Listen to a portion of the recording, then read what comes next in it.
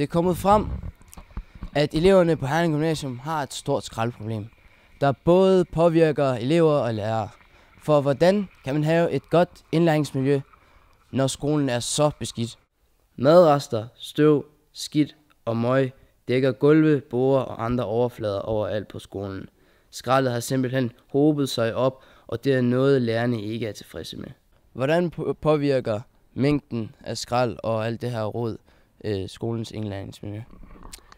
Jamen det påvirker da nogle gange i negativ retning, når man blandt andet kommer ind i et lokale, hvor der lige har været spist frokost, for eksempel, og det lugter af leverpostejmad, og der ligger papir over det hele, og man skal bruge tid på at komme i gang med undervisningen for overhovedet at få ryddet væk. Eleverne spiser grimt, og selv på loftet kan man finde snusrester.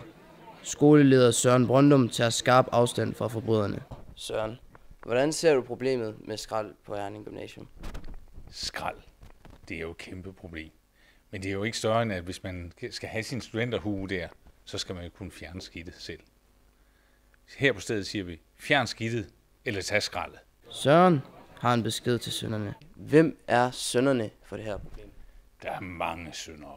De største syndere, det er eleverne. Og de skal simpelthen lære at fjerne skidtet. Ellers tager jeg den der fra den. Lærerne prøver altså at putte ansvaret hos eleverne.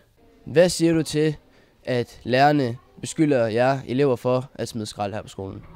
Jeg synes i bund og grund, det er noget pis. Jeg ser ingen af mine klassekammerater, der ved med mig selv, at jeg ikke går rundt og smider skrald. Så når jeg ser lærerne, som sidder og spiser inde i klasserne i lokalerne og sådan noget, så kan jeg jo ikke rigtig lade mig med at tænke på, at det er sådan lidt dobbeltmoralsk.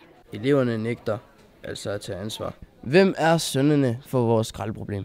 Jamen, det er jo helt klart lærernes. Det er også egentlig det helt klart lærernes. Hvorfor?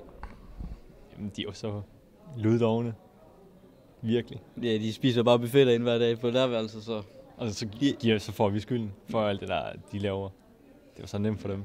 Lærer og rektor giver altså eleverne på skolen skylden for alt rodet. Men eleverne benægter alting.